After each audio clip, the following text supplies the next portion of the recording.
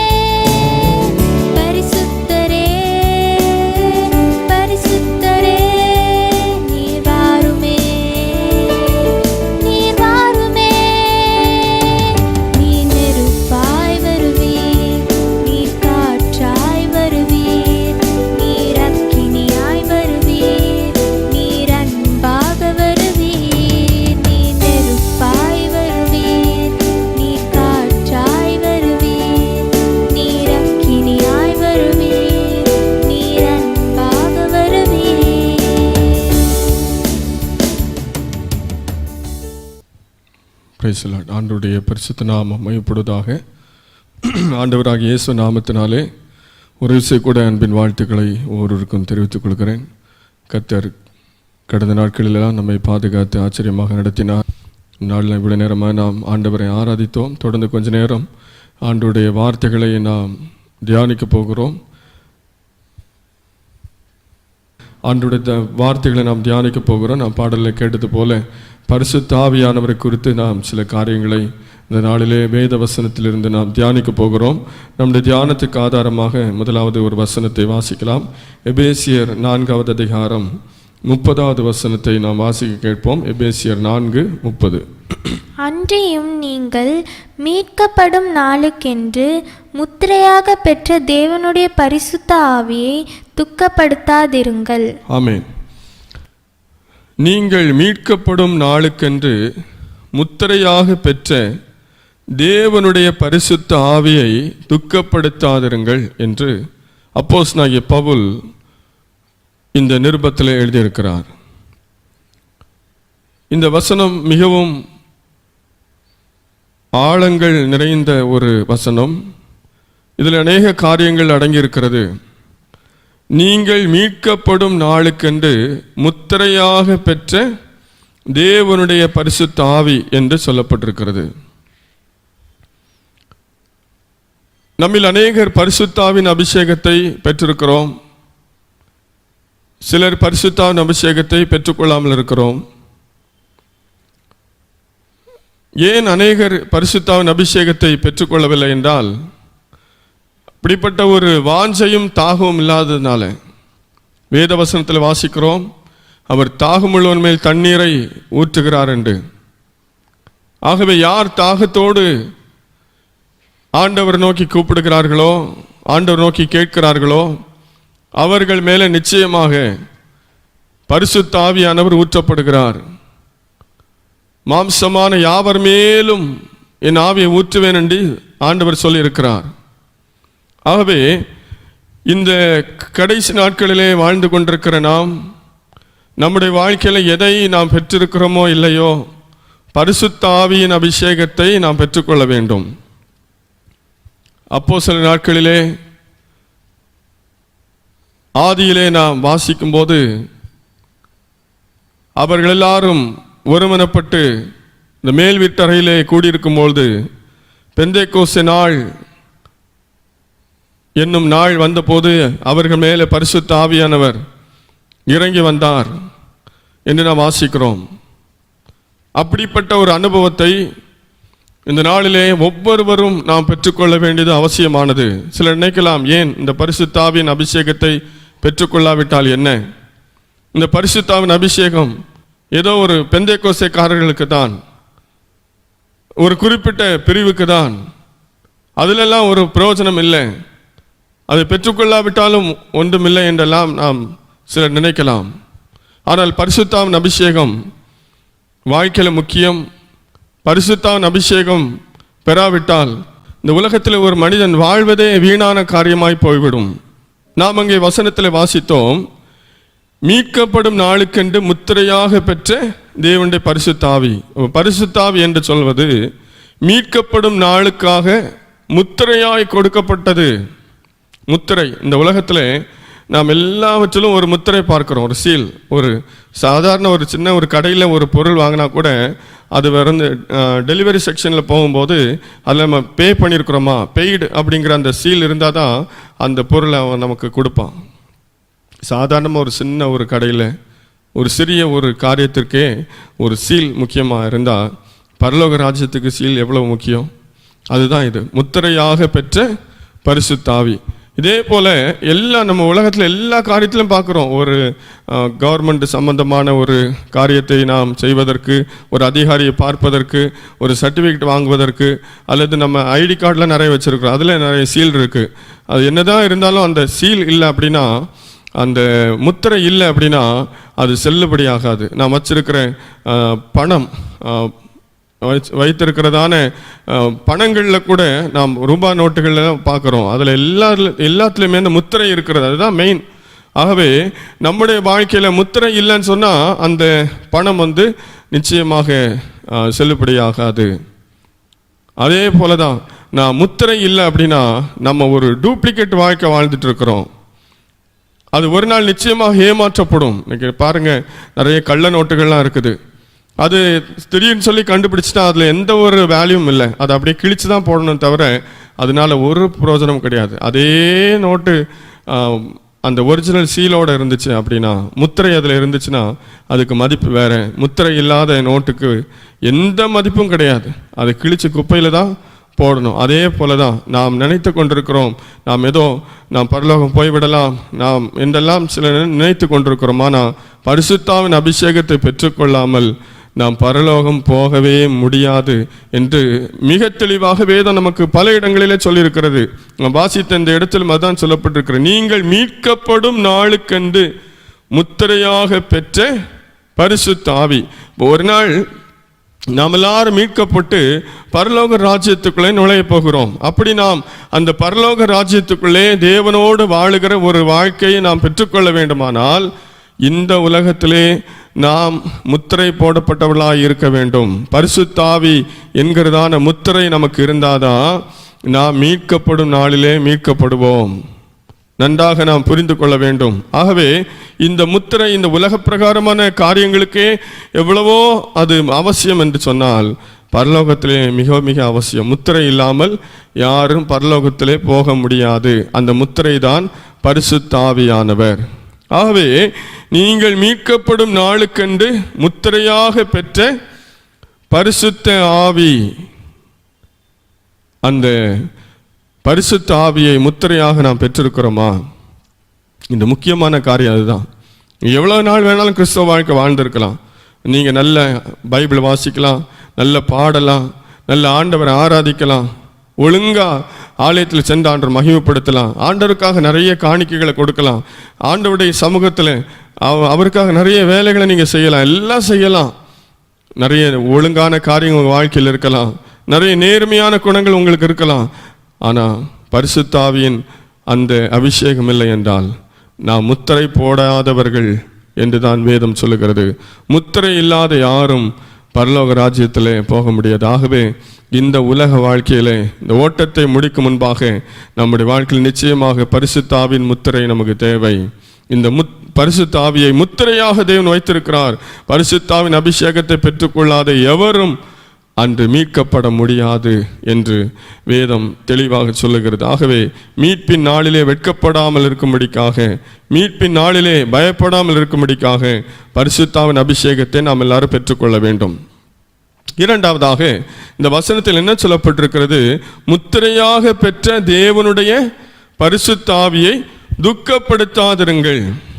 பரிசுத்த ஆவியின் அபிஷேகத்தை பெற்றுக்கொண்ட எல்லாரும் பரலோகத்துக்கு போயிடுவாங்களா அப்படின்னா அதுலேயும் சந்தேகம் இருக்குது. காரணம், பரிசுத்த ஆவியின் அபிஷேகத்தை நாம் பெற்றுக்கொண்டோம், நாம் முத்திரை போடப்பட்டிருக்கிறோம். ஆனால் அந்த பரிசுத்த ஆவியின் அபிஷேகத்திற்கு நாம் நம்மை ஒப்பு கொடுக்காமல் கீழ்ப்படியாமல் இருந்தால், அந்த பரிசுத்த ஆவியின் அபிஷேகம் நம்மை வழிநடத்துகிற பாதையில் நாம் கடந்து போகாமல் இருந்தால் நிச்சயமாக நாம் பரலோகம் போக முடியாது. ஏனென்றால் இந்த பரிசுத்த ஆவியை நாம் துக்கப்படுத்தும் போது, இந்த பரிசுத்த ஆவியான நமக்குள்ளே வாசம் செய்கிறார் என்று வேதத்தில் நாம் வாசிக்கிறோம். இந்த பரிசுத்த நமக்குள்ளே வாசம் செய்கிறபடினாலே ஒவ்வொரு நாளும் நம்முடைய செயல்களை, செயல்பாடுகளை, நம்முடைய வாழ்க்கையை அவர் கவனித்து கொண்டிருக்கிறார், அல்லது நம்மை நடத்தி கொண்டிருக்கிறார், நம்மை உணர்த்தி கொண்டிருக்கிறார், நம்மை போதித்து கொண்டிருக்கிறார். அப்படிப்பட்ட பரிசுத்த ஆவியானவரை துக்கப்படுத்துகிறதான செயல்களை தொடர்ந்து நாம் செய்து கொண்டிருந்தால் இந்த பரிசுத்த ஆவியானவர் நம்மை விட்டு கடந்து போவார், நம்மை விட்டு விலகி போகலாம். அப்படி ஒரு சூழ்நிலை வருமானால் நிச்சயமாக அவர்களும் மீட்கப்படுவது சந்தேகமான காரியமே, மீட்கப்பட முடியாது. ஆகவே தான் சொல்லப்பட்டிருக்கிறது, இந்த பரிசுத்த ஆவியை, முத்திரையாக பெற்ற தேவனுடைய பரிசுத்த ஆவியை துக்கப்படுத்தாதிருங்கள் என்று சொல்லப்பட்டிருக்கிறது. அல்லேலூயா, அல்லேலூயா. அருமையான தேவனுடைய பிள்ளைகளே, நாம் அநேகர் பரிசுத்த ஆவியின் அபிஷேகத்தை பெற்றிருக்கிறோம், பரிசுத்த ஆவியார் நமக்குள்ளே வாசம் செய்கிறார் என்று சொல்லிக் கொண்டிருக்கிறோம். ஆனால் நம்முடைய வாழ்க்கை இந்த பரிசுத்த ஆவியானவரை துக்கப்படுத்துகிற வாழ்க்கையாக இருக்கிறதா, அல்லது நம்முடைய வாழ்க்கை பரிசுத்த ஆவியை சந்தோஷப்படுத்துகிற வாழ்க்கையாக இருக்கிறதா? பரிசுத்த ஆவியை துக்கப்படுத்துகிறவர்களாக இருந்தால் ஒருவேளை ஒரு சில நேரம் பொறுமையாக இருந்தாலும் சில நேரத்தில் நம்மை விட்டு விலகுகிற சூழ்நிலை உண்டாகும். அப்படி விலகி போனாலும் மீட்கப்படும் நாளிலே நாம் நிச்சயமாக கைவிடப்படுவோம். ஆகவே பரிசுத்த ஆவியின் அபிஷேகத்தை பெற்றுக்கொள்ள வேண்டும். பெற்றுக்கொண்ட பரிசுத்த ஆவியை துக்கப்படுத்தாமல் ஒவ்வொரு நாளும் நம்முடைய வாழ்க்கையை பாதுகாத்து கொள்ள வேண்டும். இந்த இரண்டு காரியத்தையும் யார் செய்கிறார்களோ அவர்கள்தான் மீட்கப்படும் நாளிலே மீட்கப்படுவார்களே தவிர மற்றவர்கள் நிச்சயமாய் கைவிடப்படுவார்கள். ஆகவே அருமையான தேவனுடைய பிள்ளைகளே, ஒருவேளை மரணம் நமக்கு முந்தலாம், அல்லது ஆண்டவருடைய வருகை முந்தலாம். எதுவாக இருந்தாலும் அதற்கு முன்பாக பரிசுத்த ஆவியை பெற்றுக்கொள்வதும், பெற்றுக்கொண்ட பரிசுத்த ஆவியை துக்கப்படுத்தாமல் வாழ்வதும் நம்முடைய வாழ்க்கையின் கடமை என்பதை இந்த வேத வசனம் நமக்கு தெளிவாக சொல்லுகிறது. ஆகவே நாம் மீட்கப்படும் நாளுக்கென்று முத்திரையாக பெற்ற தேவனுடைய பரிசுத்த ஆவியை துக்கப்படுத்தாமல் காத்துக்கொள்வோம். தொடர்ந்து சில பகுதிகளை வேதத்திலிருந்து நாம் தியானிக்க போகிறோம். இந்த பரிசுத்த ஆவியை துக்கப்படுத்தின சில சம்பவங்கள் வேதத்தில் சொல்லப்பட்டிருக்கிறது. வாசிக்கலாம். 1 சாமுவேல் 15ஆம் அதிகாரம் 11ஆம் வசனத்தை வாசிக்கலாம். 1 சாமுவேல் 15:11. நான் சவுலை ராஜாவாக்கினது எனக்கு மனஸ்தாபமாய் இருக்கிறது. அவன் என்னை விட்டு திரும்பி என் வார்த்தைகளை நிறைவேற்றாமற் போனான் என்றார். அப்பொழுது சாமுவேல் மனம் நொந்து ராமுழுதும் கர்த்தரை நோக்கி கூப்பிட்டான். ஆமென். சவுல் என்கிற ராஜாவை குறித்து நாம் அறிந்திருக்கிறோம். இஸ்ரவேல் தேசத்திலே, இஸ்ரவேல் ஜனங்கள் மத்தியிலே தோன்றின அல்லது ஆண்டவரால் ஏற்படுத்தப்பட்ட முதல் ராஜா சவுல். மிகவும் மேன்மையான ஒரு ஸ்தானத்தை பெற்றிருந்தார். எப்பொழுது சரித்திரத்தில் கேட்டாலும் இஸ்ரவேலின் முதல் ராஜா யார் என்று இப்போது கேட்டாலும் அதற்கு ஒரே ஒரு பெயர் சவுல் தான். அப்படிப்பட்ட ஒரு பெரிய ஒரு பொசிஷன் ஆண்டவர் அவனுக்கு கொடுத்திருந்தார். ஒரு நல்ல நிலைமை ஆண்டவர் கொடுத்திருந்தார். ஒரு நல்ல பெயரை கொடுத்திருந்தார். எவ்வளவு ஒரு விலையேற பெற்ற ஸ்தானம். ஆனால் முதல் ராஜாவாக தெரிந்து கொள்ளப்பட்ட அந்த சவுல் ஆண்டவரையும் ஆவியானவரையும் தீர்க்கதரிசியையும் துக்கப்படுத்துகிற வாழ்க்கை வாழ்ந்தான். ஆண்டவர் சாமுவேலை பார்த்து சொல்லுகிறார், நான் சவுலை ராஜாவாக்கினது எனக்கு மனஸ்தாபமாய் இருக்கிறது. அவன் என்னை விட்டு திரும்பி என் வார்த்தைகளை நிறைவேற்றாமற் போனான் என்றார். இதை கேட்டவுடனே சாமுவேல் மனம் நொந்து முழுவதும் கர்த்தரை நோக்கி கூப்பிட்டான்.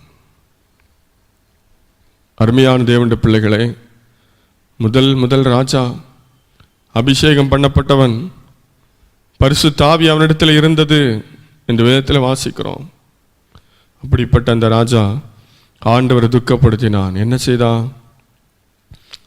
அங்கே நான் வாசித்தது போல ஆண்டோடைய வார்த்தைகளை நிறைவேற்றாமல் போனான், கீழ்ப்படியாமல் போனான். இன்று நாம் ஆண்டோடைய வார்த்தைகளை வாசிக்கிறோம், தியானிக்கிறோம், இது போல பிரசங்கங்களில் கேட்கிறோம். ஆனால் அந்த வார்த்தைகளுக்கு நாம் கீழ்ப்படுகிறோமா அல்லது அந்த வார்த்தைகளுக்கு கீழ்ப்படியாமல் அதை விட்டு விடுகிறோமா? ஆண்டோடைய வார்த்தைகளுக்கு நாம் கீழ்ப்படியவில்லை என்றால் பரிசுத்த ஆவியார் நிச்சயமாக அவர் துக்கப்படுகிறார். இங்கே ஆண்டவர் மனஸ்தாபப்பட்டார். அவர் சாமுவேல் தீர்க்கதரிசியிடத்தில் ஷேர் பண்றார். அவருடைய மனஸ்தாபத்தை தீர்க்கதரிசியிடத்தில் சொல்லுகிறார். பாருங்க, அகில உலகத்தையும் உருவாக்கின ஆண்டவர் அவருடைய மனஸ்தாபத்தை தீர்க்கதரிசியிடத்திலே சொல்லுகிறார். இந்த சவுலை ராஜாவாக்குனது எனக்கு ரொம்ப மன கஷ்டமா இருக்கு, எனக்கு ரொம்ப கவலையா இருக்கு, எனக்கு மனஸ்தாபமா இருக்கு. இதை கேட்ட சாமுவேல் தீர்க்கதரிசி ரொம்ப துக்கத்தோட அவன் இரவு முழுவதும் ஆண்டவரை நோக்கி ஜெபித்தானா. அருமையான தேவனுடைய பிள்ளைகளே, நாமும் அநேகர் சவுலை போல ஆண்டுடைய வார்த்தைகளுக்கு கீழ்ப்படியாமல் காணப்படுகிறோமா? ஆண்டுடைய வார்த்தைகளை நிறைவேற்றாமல் காணப்படுகிறோமா? ஆண்டுடைய சத்தத்துக்கு செவி கொடுக்காமல் காணப்படுகிறோமா? அப்படி நாம் இருப்போமானால் நம்மை குறித்தும் தேவன் மனஸ்தாபப்படுவார். பரிசுத்த ஆவியானவர், நமக்குள்ளே வாசம் செய்கிற பரிசுத்த ஆவியானவர், அவர் நம்மோடு பேசிக் கொண்டிருக்கிற தெய்வம், நம்மை நடத்துகிறவர் என்று வாசிக்கிறோம். சத்தியத்திற்குள்ளே நடத்துவார் என்று வாசிக்கிறோம். பாவத்தை குறித்தும் நீதியை குறித்து நியாய தீர்ப்பை குறித்து கண்டித்து உணர்த்துவார் என்று வாசிக்கிறோம். ஆகவே அப்படி அவர் உணர்த்தும் போது, அவர் பேசும்போது, அவர் கண்டிக்கும் போது அதற்கு நாம் கீழ்ப்படுகிறவர்களாக இருக்க வேண்டும். நாம் கீழ்ப்படியாமல் இருந்தால் ஆவியானவர் நமக்குள்ளே துக்கத்தோடு தான் இருக்க முடியும். ஆவியானவரை துக்கப்படுத்துகிற வாழ்க்கை நமக்கு வேண்டாம். சவுல் அங்கே 2 முறை எச்சரிக்கப்பட்டான், ஆனாலும் அவன் வாழ்க்கையில் திருந்தலை. அவன் கீழ்ப்படி அவனுக்கு மனதில்லை. ஆண்டுடைய வார்த்தை கீழ்ப்படுவதை பார்க்கிலும் மனுஷனுடைய வார்த்தை கீழ்ப்படிவதை அவன் தெரிந்து கொண்டான். ஆகவே அங்கே என்ன நடந்தது? கர்த்தருடைய ஆவியானவர் சவுலை விட்டு நீங்கி போனார் என்று வாசிக்கிறோம். கர்த்தருடைய ஆவியானவர் சவுலை விட்டு விலகி போனார். காரணம், அவன் ஆவியானவரை துக்கப்படுத்தினான். ஆண்டோட வார்த்தைக்கு அவன் கீழ்ப்படியலை. இன்று நாமும் ஆண்டோட வார்த்தையை கீழ்ப்படியாமல் இருந்தால் நம்மை விட்டு நிச்சயமாய் அவர் விலகி போகிறார். அதே அதிகாரத்தில் இன்னும் ஒரு வசனத்தை கூட வாசிக்கும் போது நாம் அங்கே புரிந்து கொள்ள முடியும். 35ஆம் வசனத்தை வாசிக்கலாம். சவுல் மரணமடையும் நாள் மட்டும் சாமுவேல் அப்புறம் அவனை கண்டு பேசவில்லை. இஸ்ரவேலின் மேல் சவுலை ராஜாவாக்கினதற்காக கர்த்தர் மனஸ்தாபப்பட்டது நிமித்தம் சாமுவேல் சவுலுக்காக துக்கித்து கொண்டிருந்தான். சவுலுக்காக துக்கித்து கொண்டிருந்தான். அப்படின்னா அவன் அநேக நாட்களா அவன் மனசுல ரொம்ப துக்கம்.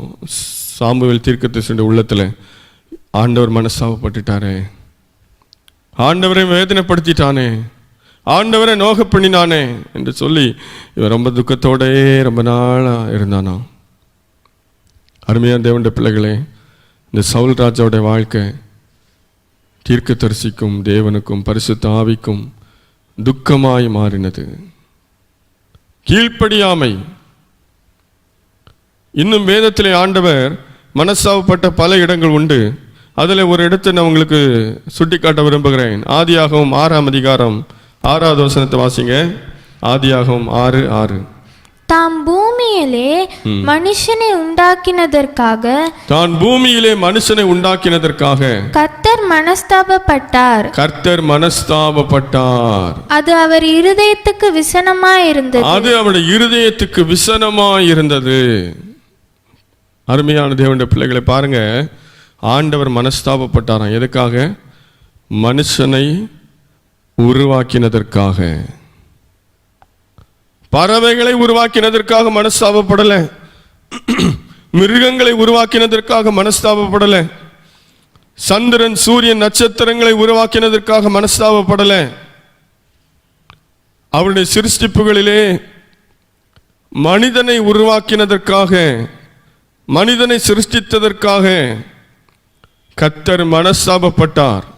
ஐயோ, இந்த மனுஷனை நான் உருவாக்கிட்டனே, நான் உருவாக்கின மனுஷன் இப்படி எனக்கு விரோதமாக கிரியை செய்கிறானே, நான் உருவாக்கின மனிதன் இப்படி பாவம் செய்கிறானே என்று அதற்காக கர்த்தர் மனஸ்தாபப்பட்டாராம்.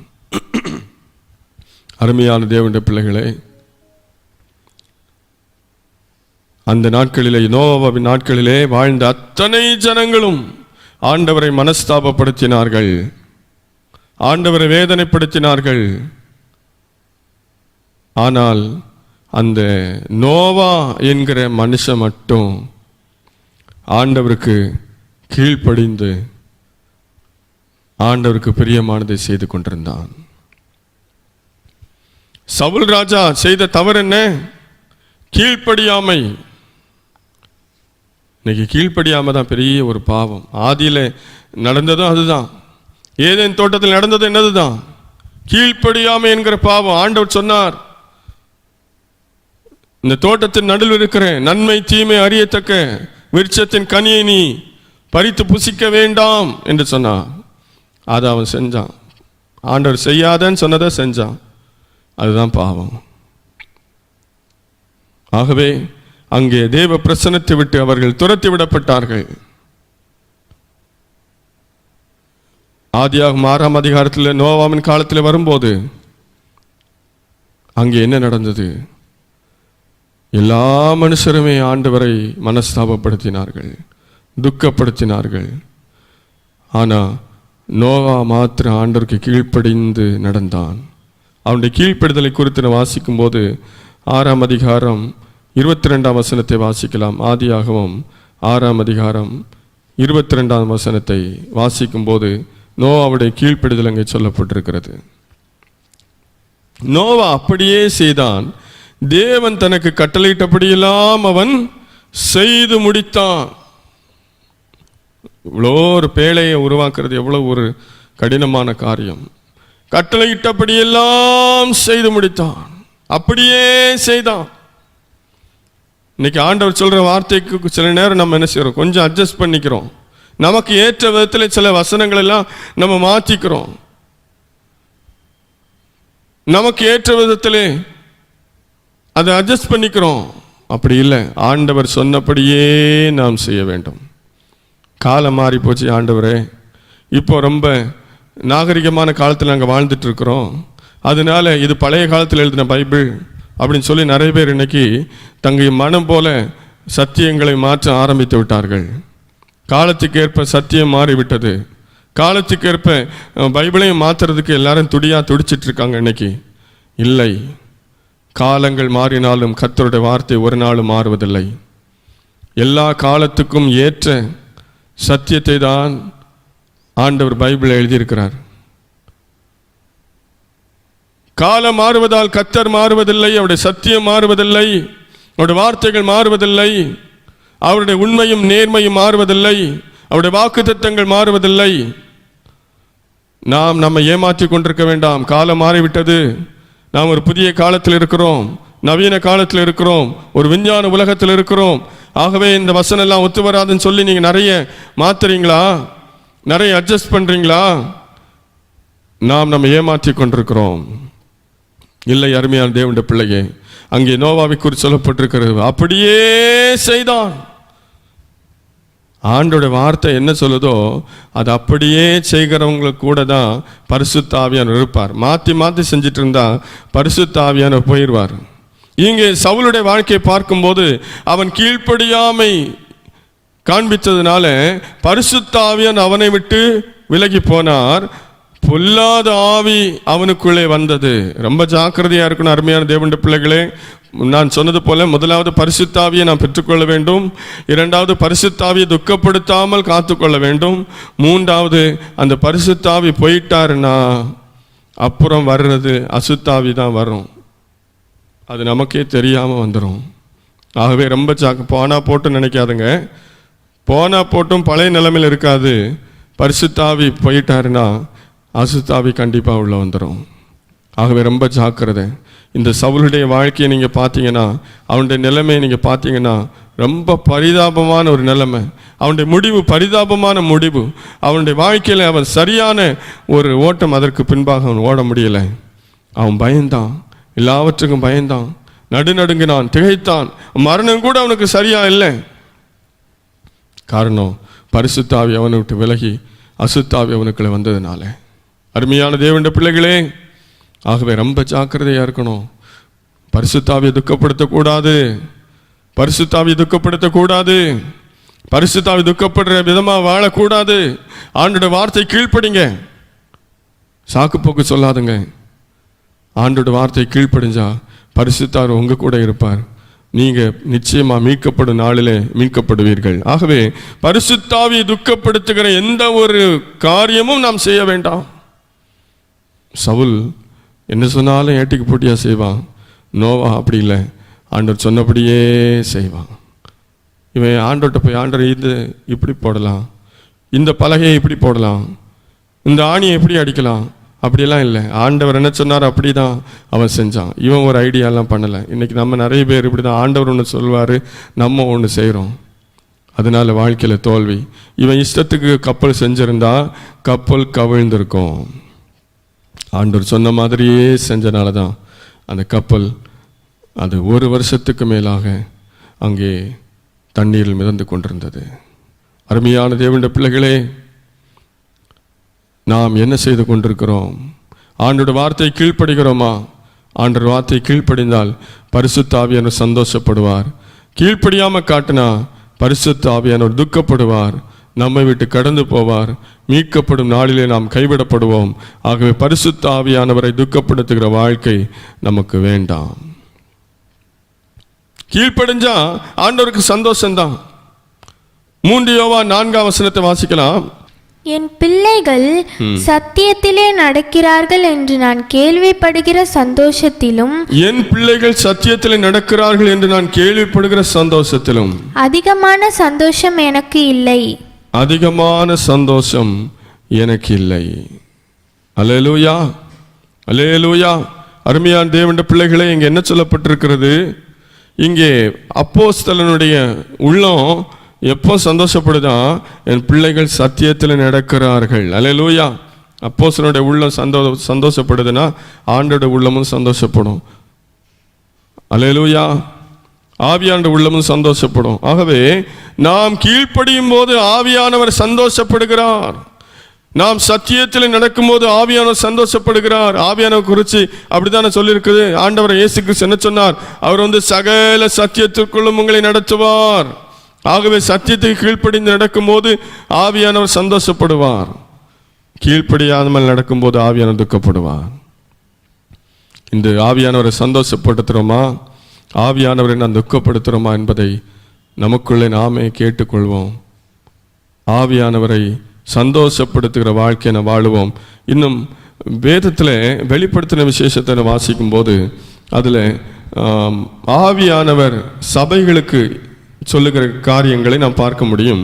7 சபைகளுக்கு ஆவியானவர் அங்கே சொல்லுகிறார், பெயரிட்டு குறிப்பிட்டு அங்கே சொல்லுகிறார். அதில் ஒரு சபைக்கு ஆண்டவர் சொல்லும்போது ரொம்ப அழகாக ஒரு வார்த்தை எழுதப்பட்டிருக்கிறது. வெளிப்படுத்தல் 3ஆம் அதிகாரம் 10ஆம் வசனத்தை வாசிங்க.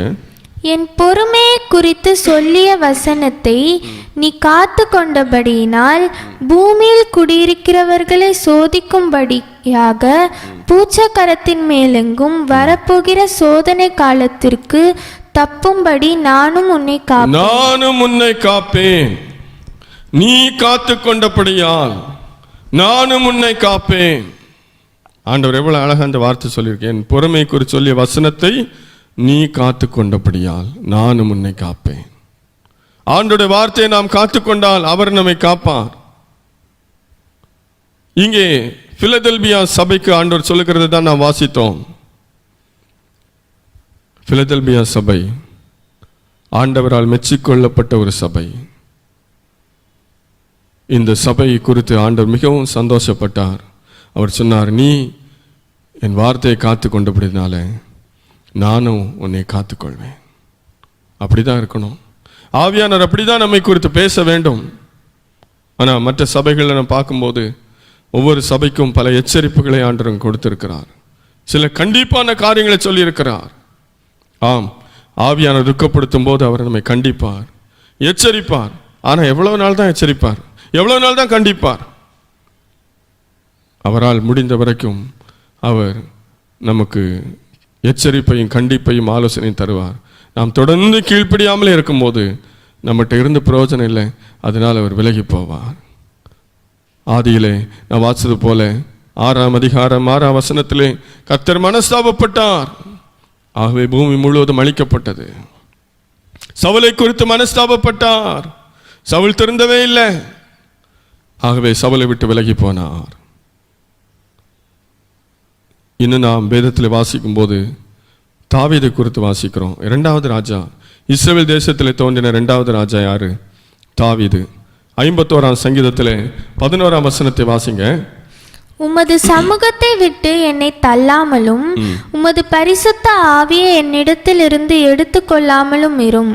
உம்முடைய பரிசுத்த ஆவியை என்னிடத்திலிருந்து எடுத்துக்கொள்ளாமலும் இரும். இந்த தாவீதுக்கு அப்படி ஒரு நிலைமை வந்தது. வேதத்திலே தெளிவாய் சொல்லப்பட்டிருக்கிறது, தாவீது ஒரே ஒரு இடத்துல தான் தவறு செய்தான் என்று. அதுவும் அவன் எச்சரிக்கப்பட்டவுடனே மனம் உடைந்து ஆண்டவரிடத்திலே அழுது மன்னிப்பு கேட்டு மனம் திறந்து விட்டான். அந்த சந்தர்ப்பத்தில் எழுதப்பட்டதுதான் இந்த சங்கீதம் என்று நாம் சங்கீதத்தின் தலைப்பில் வாசிக்க முடியும். அவன் சொல்லுகிறான், உமது பரிசுத்த ஆவி என்னை விட்டு எடுத்துக்கொள்ளாமல் இரும். ஏனென்றால் அவனுக்கு தெரியும், அவனுக்கு முன்னாடி இருந்த முதல் ராஜா அவன் தப்பு செஞ்சதுனால, அவன் கீழ்ப்படியாமல் காண்பித்ததுனால பரிசுத்த ஆவி அவனை விட்டு விலகி போனார். இப்போ தாவீது தப்பு செஞ்சான், ஆண்டவர் உணர்த்தினாரு. உடனே அவனுக்குடைய உள்ளத்தில் படப்படத்த ஒரு காரியம் என்ன தெரியுமா? பரிசுத்தாவியை எடுத்துறாதுங்கப்பா, பரிசுத்தாவியை எடுத்துறாதுங்கப்பா, பரிசுத்தாவியை என்ன இடத்துல எடுத்துக்கொள்ளாதுங்க என்று அவன் சொல்லுகிறான். நமக்குள்ள இருக்கிற பரிசுத்தாவினை குறித்து நாம் அக்கறை இல்லாதவர்களா இருக்கிறோமா? அவர் போனா போட்டோம், இருந்தா இருக்கட்டும் நினைக்கிறோமா? விலையேற பெற்ற பரிசுத்த ஆவியானவர் இந்த உலகத்தில் எந்த பொருளாலும் நாம் பெற்றுக்கொள்ள முடியாது. புதிய ஏற்பாட்டில் ஒருவன் இந்த பரிசுத்தான் வரத்தை பணத்தால் பெற்றுக்கொள்ளலாம் என்று நினைத்தான், முடியவில்லை. பரிசுத்த ஆவியை பெற்றுக்கொண்டது எவ்வளவு பெரிய ஆசீர்வாதம் தெரியுமா? இன்னைக்கு உன் வாழ்க்கையில் நீ பரிசுத்த எனக்கு ஆசீர்வாதம் இல்லை, அது இல்லை, இது இல்லைன்னு சொல்றேன். உனக்குள்ள ஆவியானவர் இருப்பதே ஆசீர்வாதம். அதை விட ஆசீர்வாதம் என்ன இருக்கிறது? நீ ஆவியானவருக்கு கீழ்ப்படிந்தால் அவர் இன்னும் அதிகமாய் உன்னை ஆசீர்வாதமான பாதையில் நடத்துவார். உன் வாழ்க்கையில ஆசீர்வாதம் இல்லாததுக்கு காரணம் நீ ஆவியானவருக்கு கீழ்ப்படியாமல் போனதே. தாவீது சொன்னான், ஆண்டவரே, இந்த பரிசுத்த ஆவியை எடுத்துக்கொள்ளாமல் இருங்கப்பா, எடுத்துக்கொள்ளாதிரும், எனக்கு வேணும் கண்டிப்பா. நான் பாவம் செஞ்சிட்ட உண்மைதான், நான் இனி செய்ய மாட்டேன்ப்பா. இந்த செய்தியை கேட்டுக்கொண்டிருக்க அருமையான தேவனுடைய பிள்ளையே, ஒருவேளை பரிசுத்த ஆவியை நீ துக்கப்படுத்தி வாழ்ந்து கொண்டிருந்தால் இந்த நேரமே ஆண்டவரை பார்த்து கதறு, ஆண்டவரை பார்த்து கூப்பிடு, அப்பா இந்த பரிசுத்த ஆவியை என்ன இடத்துல எடுத்துக்கொள்ளாதுங்க, இனிமேல் நான் கீழ்ப்படியாம காண்பிக்க மாட்டேன், உம்முடைய வார்த்தை கீழ்ப்படிவேன்னு சொல்லுங்க. இந்த தாவீது சங்கீதத்தில் எழுதியிருக்கிறான். 139 சங்கீதம் 24 வசனத்தை வாசிங்க. வேதனை உண்டாக்கும் வழி என்னிடத்தில் உண்டோ என்று பார்த்து, வேதனை உண்டாக்கும் வழி என்னிடத்தில் உண்டோ என்று பார்த்து, நித்திய வழியிலே என்னை நடத்தும், நித்திய வழியிலே நடத்தும். இந்த வார்த்தையை நம்ம எல்லாரும் சொல்லணும். அடிக்கடி இந்த வார்த்தையை நாம் பயன்படுத்தணும். ஏன்னா நாம் எல்லாரும் அநேக விஷயங்களை தவறுகிறவர்கள் என்று வேதத்தில் வாசிக்கிறோம். அப்பா, உங்க வேதனைப்படுத்துகிற வார்த்தை என்னிடத்துல இருக்குதா? அனுபவம் என்னிடத்துல இருக்கிறதா? வேதனை உண்டாக்கும் வழி என்னிடத்தில் உண்டோ? ஆண்டவர்கிட்ட கேட்கிறேன்ப்பா, நான் ஏதாவது வேதனைப்படுத்திட்டு இருக்கிறேனா, உங்களை துக்கப்படுத்திட்டு இருக்கிறேனா? ஆவியானவர்கிட்ட கேளுங்க, அடிக்கடி ஆவியானவர்கிட்ட கேளுங்க. சும்மா ஆவியில் நினைஞ்சு 4 அந்நிய பாஷை பேசிட்டு அதோட முடிச்சு ஆவியானவர் முடிச்சுட்டாரு நினைக்காதுங்க. ஆவியானவர்கிட்ட நீங்க பேசுங்க, ஆவியானவர்கிட்ட நீங்க பேசுங்க. ஆவியானவரே, நீங்க எனக்குள்ள வாசம் செய்றீங்கப்பா, உங்களை நான் துக்கப்படுத்துறேனா, ஏதாவது உங்களை வேதனைப்படுத்துறேனா, உங்களுக்கு பிடிக்காத காரியம் ஏதாவது செய்யறேனா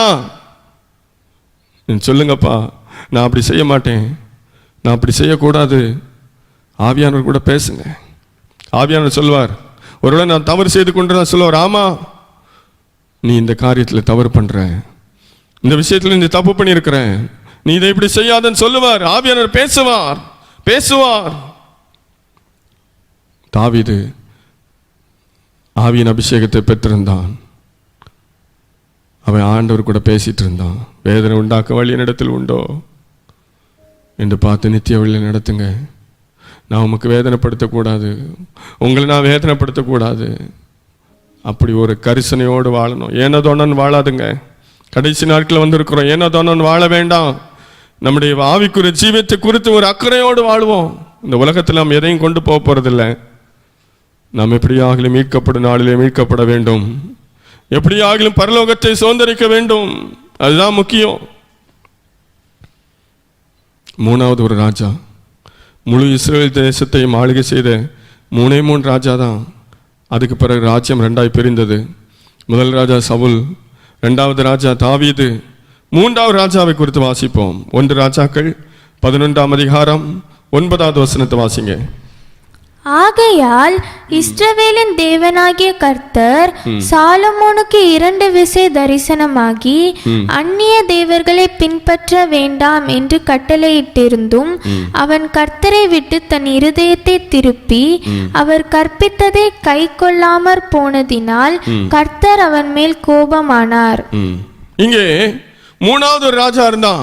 அவன் எப்படி ஆண்டவரே ஆவியானவரை அவன் வைத்திருந்தான்.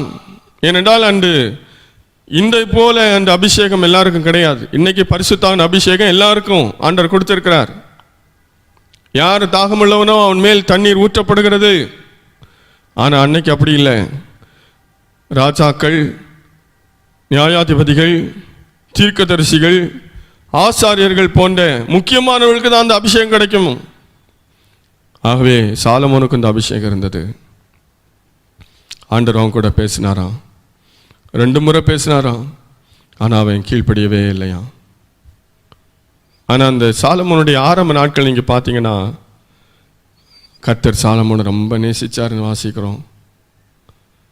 அவனை பார்த்தாலே ஆண்டவருக்கு சந்தோஷமா இருந்தேன்னு வாசிக்கிறோம். ரொம்ப பிரியமா இருந்தார் சாலமோன் மேலே. தாவீது நான் ஆலயம் கட்டுவேன்னு சொல்லும்போது ஆண்டவர் சொன்னார், இல்லை நீ ஆலயம் கட்ட மாட்டேன், நீ கட்டக்கூடாது, உன்னுடைய கற்ப பிறப்பாக இருக்கிறவனை ஆலயம் கட்டுவான்னு சொல்லி இவனுக்காக ஆண்டவர் காத்திருந்தார். அவனும் அதே போல் ஆண்டவருக்காக மகிமையான ஒரு ஆலயத்தை கட்டினான். அதிலெல்லாம் ரொம்ப நல்லா தான் செஞ்சுருந்தான். ஆனால் அவனுடைய கடைசி நாட்களை பார்க்கும்போது ஆண்டவர் கீழ்ப்படியாமல் மாறி போனான், தவறு செய்தான், ஆண்டவரே விட்டுட்டான். அந்நிய தேவர்களை வழிபட ஆரம்பித்த ஆண்டவர் அவனை எச்சரித்தாராம். ஆனால் அவன் கொஞ்சம் கூட தன் மனசை திருப்பலையான். ஆண்டவர் எவ்வளோ வேதனைப்பட்டிருப்பார் பாருங்க. ஆண்டவருக்காக தங்கமயமான ஆலயத்தை கட்டினவன் ஆண்டவரை மறந்து அந்நிய தேவர்களை வழிபட ஆரம்பித்தான். ஆண்டவர் தரிசனமாகி பேசியும் அவனால கீழ்ப்படிய முடியலை. சில நேரத்தில் ஆரம்பத்திலே நம்ம கீழ்ப்படியலை அப்படின்னா கடைசியில் நம்ம கீழ்ப்படியவே முடியாது. அவனுடைய சரித்திரத்தை நீங்கள் வாசிக்கும் போது அங்கே சொல்லப்பட்டிருந்ததுங்களாம் நீங்கள் வாசிக்கும் போது தெரியும். ஆண்டவர் ஏற்கனவே ஒரு ராஜா இப்படி இருக்கணும், இஸ்ரவேல் தேசத்தான் இப்படி இருக்கணும், இதெல்லாம் அங்கே சொல்லியிருக்கார். அதெல்லாம் கொஞ்சம் கொஞ்சமாக மீறி அவன் நடந்ததுனால கடைசியில் முற்றிலும் ஆண்டவருக்கு கீழ்ப்படியாமல் போகிற ஒரு சூழ்நிலைக்குள்ள அவன் தள்ளப்பட்டான்.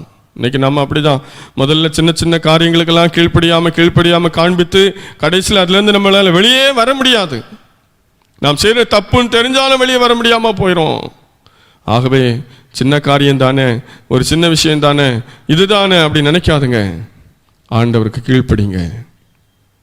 சாலமோன் ஆண்டவருக்கு கீழ்ப்படியாததுனால அவனு விரோதியே இல்லாத அவனுடைய ராஜ்யம் கடைசியில் விரோதிகள் எழும்பினார்கள். ஆண்டவர் அவன் மேல் கோபமானார் என்று வாசிக்கிறோம். இந்த சாலமோன் எப்படிப்பட்ட ஆள் தெரியுமா? இன்னைக்கு நம்ம நினைக்கிறோம், ஐயோ நான் எவ்வளோ பெரிய விசுவாசி, நான் எவ்வளோ பெரிய பரிசுத்தவான், நான் எவ்வளோ பெரிய ஆள் அப்படின்னு நம்ம நினைக்கிறோம். எவ்வளோ பெரிய ஆளாக இருந்தாலும் ஆண்டோட வார்த்தைக்கு கீழ்ப்படியாமல் போனால் பிரயோஜனம் இல்லை. சாலமோன் ஜெபித்த போது தேவாலயம் முழுவதும் மகிமையால் நிறைந்தது.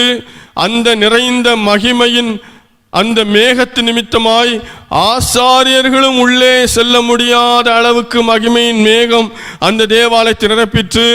அருமையான தேவனுடைய பிள்ளைகளே, இன்றைக்கும் நாம் ஒவ்வொரு முறையும் ஆண்டவரை ஆராதிக்கும் போதெல்லாம் ஆண்டவரே சாலமோன் ஆலயத்திலே இறங்கின போல மகிமையாய் அங்கே நீர் வெளிப்பட்டது போல, சாலமோன் ஆலயத்தை மகிமையால் நிரப்பினது போல நிரப்பும் என்று சொல்லி இன்று வரைக்கும் நாம் அதை கேட்டுக்கொண்டிருக்கிறோம். அவ்வளவு ஒரு சாட்சியான ஒரு காரியம் அங்கே சாலமோன் மூலமாய் நடந்தது. சாலமோன் ஜெபித்த போது மகிமை இறங்கினது, ஆலயத்தை நிரப்பிற்று. ஆசாரிகளும் உள்ளே சென்று அவர்கள் பணிகளை செய்ய முடியாத அளவுக்கு மகிமை இறங்கினது. அப்படிப்பட்ட சாலமோன் தான் இப்போ ஆண்டவரை விட்டுட்டு அந்நிய தேவர்களை ஆராதிக்க ஆரம்பிச்சுட்டான். ஆண்டவர் ரொம்ப வேதனைப்பட்டார்.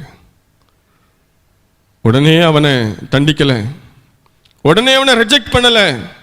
ஆண்டவர் அவன் கூட பேசினார், தரிசனத்தில் பேசினார். அவனால் வரவே முடியலை. வர முடியாத ஒரு நிலைமைக்கு போய்விடுவதற்கு முன்பாக இந்த வார்த்தைகளை கேட்டுக்கொண்டிருக்கிற தேவனுடைய பிள்ளையே, நீ மனம் திரும்பி விடு. நீ காலம் தாழ்த்தி கொண்டிருந்தால் ஒரு நாள் நீ திரும்பி வர முடியாத நிலைமைக்கு போய்விடுவாய். நாளைக்கு பார்த்துக்கலாம், அடுத்த வாரம் பார்த்துக்கலாம், அடுத்த மாதம் பார்த்துக்கலாம், அந்த மாதம் மட்டும் தப்பு பண்ணிக்கிறேன், ஒரு வருஷம் ஆகட்டும், இப்படியே நினைச்சிட்டு இருக்கிறோமா? ஒரு நாள் வரவே முடியாது. ஆண்டவருக்குள்ள வர முடியாது. ஆண்டவர் நோக்கி பார்க்க முடியாது. ஆண்டவர் நோக்கி ஜபிக்கலாம், கேட்காது. சவுல் ஜபித்தான் நாங்க வாசிக்கிறோம். சவுல் ஆண்டவர் தனக்கு ஏதாகிலும் பதில் சொல்வார், சொப்பனத்தில் பதில் சொல்வார், தரிசனத்தில் சொல்வார், தீர்க்கதரிசி மூலமா சொல்வார் அப்படின்னு எதிர்பார்த்துட்டு இருந்தானா. ஆண்டவர் அவங்ககிட்ட பேசவே இல்லை. அதனால் அஞ்சனம் பார்க்கிற ஒரு ஸ்திரியை நாடி போனான். அருமையான தேவனுடைய பிள்ளையே, நீ காலம் தாழ்த்தி கொண்டே இருந்தால் ஒரு நாள் நீ ஜெபம் பண்றதெல்லாம் கேட்காமல் போகும், கேட்கப்படாமல் போகும். அந்த யாரும் உனக்கு உதவி செய்ய முடியாது. ஆகவே ஆரம்பத்திலே ஆண்டவர் கீழ்ப்படி. தாவீது சொன்ன உடனே சரணடைஞ்சிட்டான். சொன்ன உடனே சரண்டர் ஆயிட்டான். ஆமா, நான் தான் அந்த பாவி, நான் தான் தப்பு பண்ணிட்டேன். அந்த ஒரு நொறுங்குண்ட இருதயம் நமக்கு இருக்குமானால் கர்த்தர் எப்போது நம்மோடு கூட இருப்பார். ஆனால் மீண்டும் மீண்டும் தவறு செய்யக்கூடாது. தாவீதை குறித்து ஆண்டவர் தெளிவாக பைபிள் எழுதிட்டார். அந்த ஒரே ஒரு விஷயத்தை தவிர தாவீதின் இருதயத்துக்கு ஏற்றவன், தாவீதின் இருதயத்துக்கு ஏற்றவன். அருமையான தேவனுடைய பிள்ளைகளே, இந்த நாம் பரிசுத்த ஆவிக்கு விரோதமாய் செயல்பட்டு கொண்டிருக்கிறோமா? பரிசுத்த ஆவியை துக்கப்படுத்தி கொண்டிருக்கிறோமா? நம்ம நினைக்கலாம் ஒரு மனுஷனை தான் நம்ம துக்கப்படுத்தி இருக்கிறோம், ஆண்டவரை துக்கப்படுத்தலை. இல்லை, நாம் செய்கிற ஒவ்வொரு தவறும் அது தேவனை துக்கப்படுத்துகிற சம்பவமாயிருக்கிறது. ஆகவே தான் 51ஆம் சங்கீதத்தில் அவன் சொல்லுகிறான், வாசிக்கலாம். 51ஆம் சங்கீதத்தில் இப்படியாக சொல்லப்பட்டிருக்கிறது, மிக அருமையான ஒரு வார்த்தை. 4ஆம் வசனத்திலே, தேவரின் ஒருவருக்கே விரோதமாக நான் பாவம் செய்து உமது கண்களுக்கு முன்பாக பொல்லாங்கானதை நடப்பித்தேன். நீர் பேசும்போது உம்முடைய நீதி விளங்கவும், நீ நியாயந்திருக்கும் போது உம்முடைய பரிசுத்தம் விளங்கவும் இதை அறிக்கை இடுகிறேன். அவன் சொன்னா, நான் அவளுக்கு விரோதமா பாவம் செஞ்சேன், உரியாவுக்கு விரோதமா பாவம் செஞ்சேன், இவனுக்கு விரோதமா பாவம் செஞ்சேன்லாம் அவன் நினைக்கிற. தேவன் ஒருவருக்கே விரோதமாய் நீ செய்கிற தவறு, நான் இதுதானே பண்ணேன், அவனுக்கு தானே பண்ணேன், இவனுக்கு தானே பண்ணேன், இவன் இப்படி பண்ணனால நான் பண்ணேன், அவன் அப்படி பண்ண நான் பண்ணேன் அப்படி நீ நினைக்காத. நீ செய்கிற தவறெல்லாம் யாருக்கு எதிராக செய்யறியோ இல்லையோ, நீ உன்னை உண்டாக்கின உனக்குள்ளே வாசம் செய்கிற ஆவியானவருக்கு எதிராய், தேவரின் ஒருவருக்கே எதிராய் பாவம் செய்கிறதுனால நியாய தீர்ப்பு நாளில் தப்ப முடியாது. அதான் அவன் சொல்லி அங்கே சொல்கிறான். 4ஆம் வசனம் ரொம்ப ஒரு அர்த்தமான வசனம், ஆழமான வசனம். நீங்கள் தனியாக அந்த வசனத்தை வாசி பாருங்க. இன்னொரு சம்பவம் கூட நான் பைபிளில் வாசிக்க முடியும். அப்போஸ்தலர் நடபடிகள் 5ஆம் அதிகாரம் 3ஆம் வசனத்தை 4ஆம் வசனத்தை வாசிக்கலாம். பேதுரு அவனை நோக்கி, அனனியாவே, அனனியாவே, நிலத்தின் கிரயத்தில் ஒரு பங்கை வஞ்சித்து வைத்து பரிசுத்த ஆவியினிடத்தில் பொய் சொல்லும்படி சாத்தான் உன் இருதயத்தை நிரப்பினதென்ன? பரிசுத்த ஆவியினிடத்தில் பொய் சொல்லும்படி சாத்தான் உன் இருதயத்தை நிரப்பினது என்ன? அதை விற்கும் முன்னே அது உன்னுடையதா இருக்கவில்லையோ? அதை விற்ற பின்பும் அதன் கிரயம் உன் வசத்தில் இருக்கவில்லையோ? நீ உன் இருதயத்திலே இப்படிப்பட்ட எண்ணம் கொண்டதென்ன? நீ மனுஷரிடத்தில் அல்ல, நீ மனுஷரிடத்தில் அல்ல, தேவனிடத்தில் பொய் சொன்னாய். தேவனிடத்தில் பொய் சொன்னாய். இங்க அனனியா யார்கிட்ட பொய் சொன்னா? பேதுரு அப்போஸ்தலன்ட்ட. ஆனா அவன் என்ன சொல்றான்? நீ என்கிட்ட சொல்லப்பா, நீ மனுஷங்கிட்ட சொல்லல, நீ என்னை ஏமாத்தல, நீ யாரை ஏமாத்துற? பரிசுத்த ஆவியை ஏமாற்றுகிறாய், பரிசுத்த ஆவியிடத்தில் போய் சொன்னாய், நீ பரிசுத்த ஆவியை துக்கப்படுத்தினாய் என்று சொன்னான். அனனியா சப்பராலும் யாருக்கு வரதமா அவங்க செஞ்சாங்களா? அவங்க பேதுருவை ஏமாத்துற மாதிரி நினைச்சாங்க, சபையை ஏமாத்துற மாதிரி நினைச்சாங்க. ஆனா அவங்க செஞ்ச பாவம் டைரக்டா பரிசுத்த ஆவிக்கு விரோதமான காரியமாய் மாறிவிட்டது. இன்று நாம் செய்கிற ஒவ்வொரு பாவமும் ஒரு மனுஷனுக்கு விரோதமாய் நாம் செய்கிறோம் என்று நினைத்தாலும் அது தேவனுக்கு எதிரான காரியம். ஏனென்றால் தேவன் பாவத்திற்கு எப்போதும் எதிரி. அவர் பாவம் செய்ய நம்மை அழைக்கவில்லை, பாவம் செய்வதற்காக நம்மை உருவாக்கவில்லை.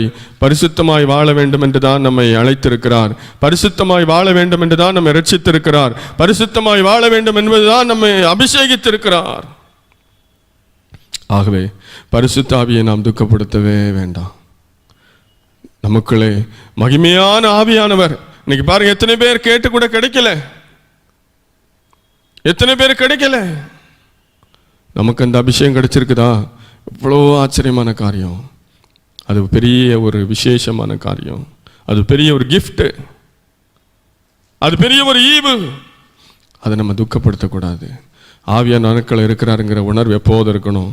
ஆவியான துக்கப்படுத்துகிற காரியத்தை நான் செய்ய மாட்டேன், ஆவியான துக்கப்படுகிற காரியத்தை நான் பார்க்க மாட்டேன், ஆவியான துக்கப்படுகிற காரியத்தை நான் பேச மாட்டேன், ஆவியான துக்கப்படுகிற இடத்துக்கு நான் போக மாட்டேன் அப்படிங்கிற காரியம் நம்ம வாழ்க்கையில் எப்போது இருக்கணும். ஒவ்வொரு காரியத்தை செய்யும் போதும், ஒவ்வொரு அடி எடுத்து வைக்கும் போதும் நாம் நினைக்கணும், ஆவியானவர் இதில் என்ன நினைப்பாரு, ஆவியானவர் இதை குறித்து சந்தோஷப்படுவாரா அல்லது ஆவியானவர் துக்கப்படுறாரா? நீங்கள் நினைச்சிச்சிங்கன்னா பாவம் செய்ய மாட்டீங்க. கண்களை மூடி அர்ப்பணிப்போமா? மீட்கப்படும் நாளுக்கென்று முத்திரையாக பெற்ற பரிசுத்த ஆவியை துக்கப்படுத்தாதுங்க. ஆண்டவர் நோக்கி பார்ப்போம். ஹல்லேலூயா. ரிபகன சகன ரபகனமா. ஆமென். இயேசுவே, ஒருவேளை 3 காரியம். பரிசுத்தான அபிஷேகம் பெற்றுக்கொள்ளாதவங்க இந்த பிரசங்கத்தை நீங்கள் கேட்டுட்டு இருந்தீங்கன்னா இந்த நேரத்தில் ஆண்டவர் பார்த்து சொல்லுங்கப்பா, உங்கள் அபிஷேகம் எனக்கு தேவைப்பா, ஆவியானவரே என் உள்ளே வாங்கப்பா, உள்ளத்தில் நீங்கள் வாங்கப்பான்னு சொல்லுங்கள். அபிஷேகம் பெற்றுக்கொண்டவங்க நம்ம தான் எல்லாம் பெற்றுக்கிட்டோம், பல வருஷம் ஆயிடுச்சுன்னு நினைக்காதங்க. ஆவியானவர் இருக்காரான்னு செக் பண்ணி பாருங்க. ஆமென். ஆவியானவர் துக்கப்படுத்துறமா செக் பண்ணி பாருங்க. ஆவியானவரை துக்கப்படுத்தக்கூடாது, ஆவியானவரை இழந்துடவும் கூடாது. இந்த நேரத்தில் அர்ப்பணிப்போடு ஆண்டவரை பார்த்து சொல்லுங்க, பரிசுத்த ஆவியார் நீங்கள் இருக்கிற இடத்திலே பலத்த காற்றடிக்கிற முழக்கம் போல இறங்கி வந்து கொண்டிருக்கிறார். உங்களை உயிர்ப்பிக்கும்படியாக, ஒரு விசை உங்களை புதுப்பிக்கும்படியாக, ஒரு விசை உங்களுக்கு இரக்கம் செய்யும்படிக்காக. நீங்க எத்தனையோ வருஷம் அல்லல் தட்டி இருக்கலாம், எத்தனையோ மாதம் அல்லல் தட்டி இருக்கலாம், எத்தனை நாட்கள் கீழ்ப்படியாம போயிருக்கலாம். இன்னைக்கு உங்களுக்கு கடைசி சான்ஸ், லாஸ்ட் சான்ஸ். இன்னைக்கும் அல்லல் தட்டிடாதுங்க. ஆண்டவர் கடைசி அவங்கள்ட்ட பேசிட்டு இருக்கலாம். ஒருவேளை இனி ஒரு சந்தர்ப்பம் உங்களுக்கு கொடுக்கப்படாமல் போகலாம். அருமையான தேவனுடைய பிள்ளையே, கர்த்தர் உன்னோடு பேசிக் கொண்டிருக்கிறார், ஆவியானவர் உன்னோடு பேசிக் கொண்டிருக்கிறார். இன்றைக்கே நீ ஒப்புக்கொடு. வேதனை உண்டாக்க வழி என்னிடத்தில் உண்டோ? தாவீது சொல்றானே, அதே போல ஆண்டவர்ட்ட கேளுங்கப்பா, நான் எல்லாத்துலயும் கரெக்ட் அப்படி நினைக்காதுங்க. நான் எல்லாத்துலயும் சரியா இருக்கிறேன் அப்படி நினைக்காதுங்க. ஆண்டவர்ட்ட கேளுங்கப்பா, உங்களை வேதனைப்படுத்துற ஏதாவது காரியம் நான் செஞ்சுட்டு இருக்கிறேனாப்பா, கேளுங்க. ஆண்டவர் உங்களுக்கு சொல்லி தருவார். உங்க வாழ்க்கையை சரி பண்ணுங்க. வாழ்க்கையெல்லாம் முடிச்சுட்டு ஒரு நாள் ஆண்டவர்ட்ட போய் நிக்க போறோம்.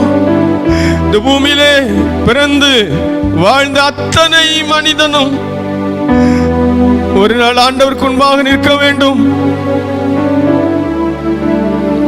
கடைசி நாட்களிலே கர்த்தர் எல்லாரையும் எழுப்புவார். அப்பொழுது நாம் மீட்கப்படுவோமா? அப்பொழுது நாம் மீட்கப்படுவோமா? அப்பொழுது நாம் மீட்கப்படுவோமா? மீட்கப்படும் நாளுக்கண்டு முத்திரையாக பெற்ற பரிசுத்தாவி, அந்த பரிசுத்தாவி நீங்க பெற்றுக்கொள்ளலையா? இன்னைக்கு ஆண்டவர்ட்ட கேளுங்கப்பா, என்ன முத்திரை போடுங்கப்பா, நான் உங்க பிள்ளைன்னு முத்திரை போடுங்கப்பா, நான் பரலோகத்துக்கு சொந்தம்னு முத்திரை போடுங்கப்பா. மீட்கப்படும் நல் நாளுக்கென்றே பெற்றவும் ஆவிதனை,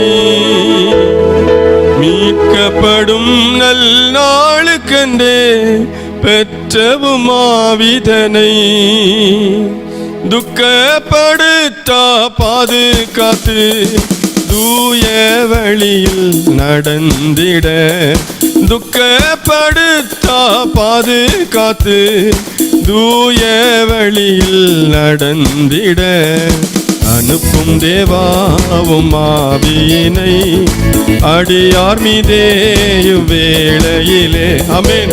அனுப்பும் தேவாவும் ஆவியினை அடியார் மீதேயு வேளையிலே, பரிசுத்த ஆவி பலமாயிரங்கி பின்மாறி பெய்திடவே.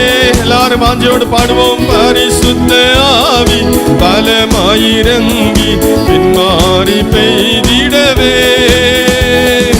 அனுப்பும் தேவா ஆவியினை அடியார் மீதேயு வேளையிலே.